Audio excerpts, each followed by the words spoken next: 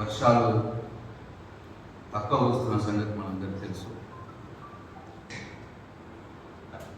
రైతులు మొగులు దిక్కు చూస్తూ ఉన్నారు.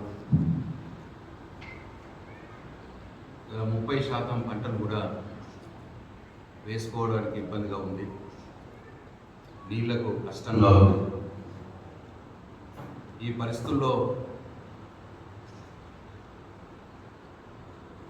ఇవాళ పైనుంచి గోదావరిలో కూడా నీళ్లు రావట్లేదు.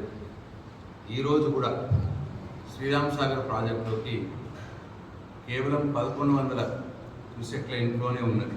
ఈరోజు కూడా దాని కెపాసిటీ వచ్చి 15 టీఎంసీల నీళ్లు ఉన్నాయి. మరి ఇవాళ నిజామాబాద్ జిల్లాలో కావచ్చు, పాల్గొండ నియోజకవర్గంలో కావచ్చు, కాకతీయ కెనాల్ మీద ఆధారపడ్డ రైతులు, వరద కాలువ మీద ఆధారపడినటువంటి రైతులు, అట్లాగే గోదావరి మీద గంగలో నీళ్లుంటే దాని మీద ఆధారపడ్డ రైతులు, ప్యాకేజ్ 21 ద్వారా వాగులోకి నీళ్లు వేస్తే వాగుల వెంబడి ఉన్నటువంటి గ్రామాల రైతులు, వాళ్ళందరూ కూడా వర్షం కోసం చూస్తూ ఉన్నారు. కానీ వాళ్ళ పరిస్థితి ఏంటంటే వర్షాలు పడట్లేదు. ఇటువంటి పరిస్థితులు ఏంచే ఆ రోజు తెలంగాణ తొలి ముఖ్యమంత్రి గౌరవనీయులు కేసీఆర్ గారు గోదావరిలో నీళ్లు రాకున్నా ఇవాళ నేను ఇంతకుముందు చెప్పినట్టు 1100 క్యూసెక్లు శ్రీరామ్ సాగర్ ప్రాజెక్టులోకి వస్తుంది. కానీ ప్రాణహితలో మాత్రం ఇవాళ నీళ్ళు వస్తూ ఉన్నాయి. ప్రాణహిత నది అడ్డంగా ప్రాణహిత నది కలిసి గోదావరిలో కలిసి మేడిగడ్డ దగ్గర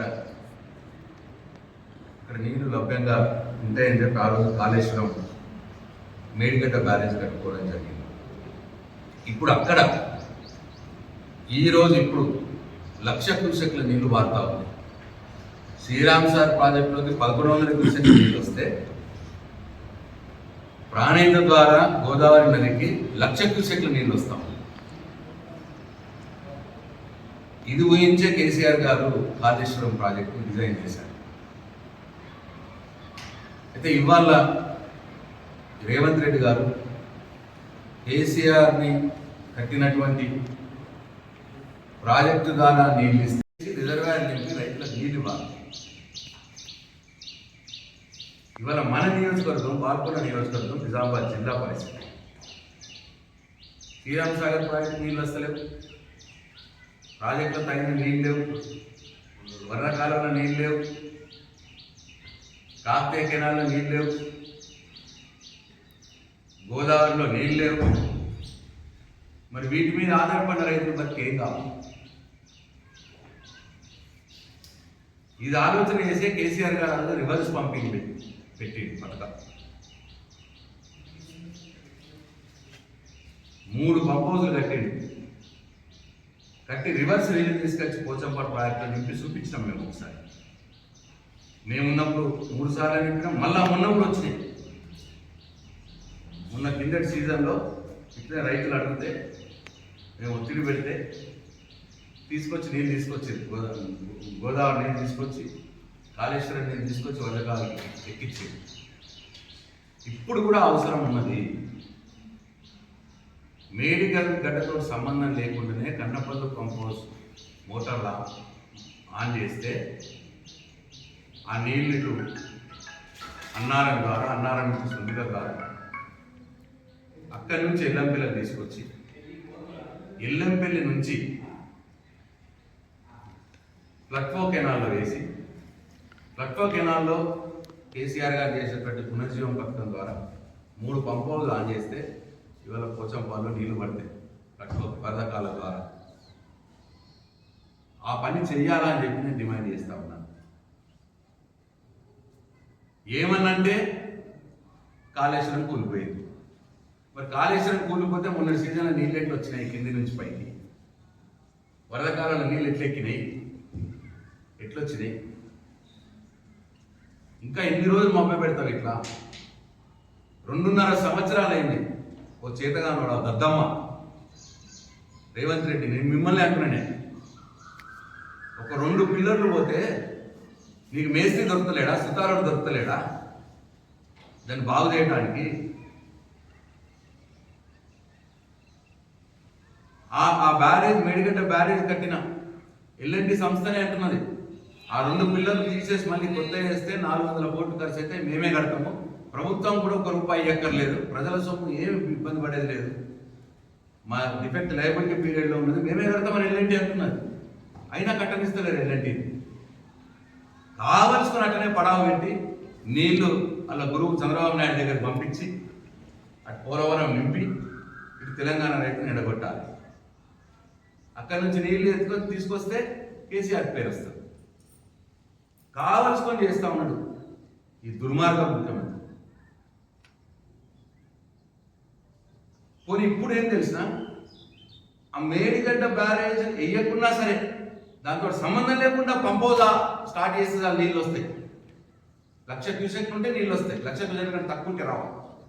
గోదావరిలో 1,00,000 క్యూసెక్లు వారింది అనుకోండి, ఆ పంపో స్టార్ట్ చేస్తే నీళ్ళు పైకి వస్తాయి. పైకి వచ్చి ఇవాళ వరద కావాల ద్వారా రివర్స్ పంపింగ్ చేసి శ్రీరామ్ సాగర్ ప్రాజెక్టులో నీళ్ళు వేయచ్చు. అట్లనే వరద కావాల ద్వారా ఎంఎండి నింపచ్చు, ఎంఎండి నుంచి ఎల్ఎండి పోవచ్చు. ఆ లోయర్ మేనేర్ డ్యామ్ నుంచి అటు సూర్యాపేట మటుకు, ఇటు కిందికి వరంగల్, మొత్తం ఉత్తర తెలంగాణతో నీళ్ళు ఇవ్వచ్చు. కావలసుకొని ఆపేస్తున్నాడు అని చెప్పి కేవలం 2 పిల్లర్లు కొద్దిగా కుంగితే దాదాపు 30 నెలలు 2.5 సంవత్సరాలుగా ఆ ప్రాజెక్టు పడావులో పెట్టింది. వీళ్ళ ప్రాజెక్టు ద్వారా 1,00,000 క్యూసెక్లు నీళ్ళు వచ్చి మేడిగడ్డ బ్యారేజీని దాటుకుని కిందికి గోదావరిలోకి పోతా ఉన్నాయి, కిందికి పోతా ఉన్నాయి, ఆంధ్రాకి పోతా ఉన్నాయి.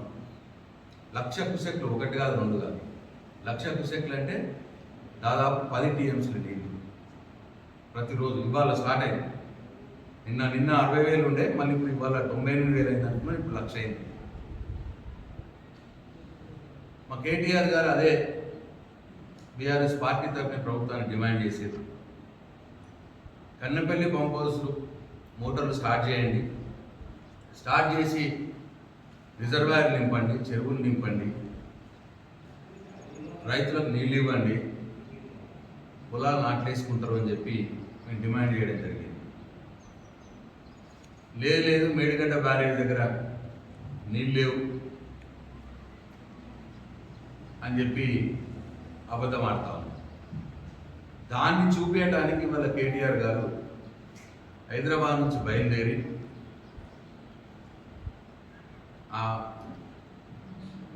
ఎక్కడైతే 1,00,000 క్యూసెక్ల నీళ్లు వృధాగా కిందికి గోదావరిలోకి పోతున్నదో ఆ పాయింట్ దగ్గరికి పోయి నీళ్లు చూపిద్దాం తెలంగాణ ప్రజలకి అని చెప్పి పోతే అడుగడుగున కేటీఆర్ గారిని అడుగుతున్నారు, బీఆర్ఎస్ పార్టీ నాయకుల్ని వాళ్ళు అడుగుతున్నారు. నేను అడుగుతున్నా ఈ ప్రభుత్వాన్ని, నీకెందుకంత భయం? నువ్వు తప్పే చేయకుంటే కేటీఆర్ గారు 1,00,000 క్యూసెక్ల నీళ్లు కిందికి వృధాగా పోతున్న నీటిని తెలంగాణ సమాజానికి చూపిస్తే నీకెందుకు భయం? అంటే ఆ నీళ్లు చూసిరనుకోని ప్రజలు, నీళ్ళు పట్టే కిందికి పోతున్నాయి, దాన్ని కన్నపల్లి పంప్ హౌస్ ఉంది అక్కడ. నువ్వు కేవలం 2 పిల్లర్లు చెడిపోయినాయని చెప్పి ఏదైతే మేడిగడ్డ బ్యారేజ్ గేట్లు దింపుతలేవో, దింపకుండా పర్వాలేదు. Medigadda barrage gate, Medigadda barrage సంబంధం లేకుండానే గోదావరిలో పారుతున్న నీటినే లిఫ్ట్ చేయొచ్చు. కన్నెపల్లి పంప్ హౌస్ ఆన్ చేస్తే, కన్నెపల్లి పంప్ హౌస్ స్టార్ట్ చేసి గోదావరిలో పారుతున్న నీరే లిఫ్ట్ చేయొచ్చు, లిఫ్ట్ చేసి పైకి రిజర్వాయర్ నింపచ్చు.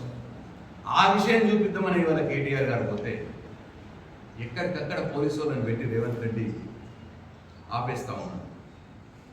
ఎందుకంత భయం నీకు రేవంత్ రెడ్డి? నీ చేతగానితనం బయటపడుతుందనా? లేదు నువ్వు ఏదైతే కేసీఆర్ గారి మీద ఉన్న కక్షతోటి కోపంతో నువ్వు తెలంగాణ రైతులు ఎండబెట్టాలని చూస్తున్నావా, అది బయటపడుతుందనా? ఎందుకు ఆపుతున్నావు నువ్వు కేటీఆర్ గారు? ఎందుకు మీడియాని అక్కడ పోనివ్వట్లేదు? నీకు నేను ఈ సందర్భంగా నేను హెచ్చరిస్తా ఉన్నాను. నీకు ఏమాత్రం సిగ్గున్నా రైతుల కడుపు కొట్టదు. మా మీద కోపం ఉంటే ఉంచుకో, మమ్మల్ని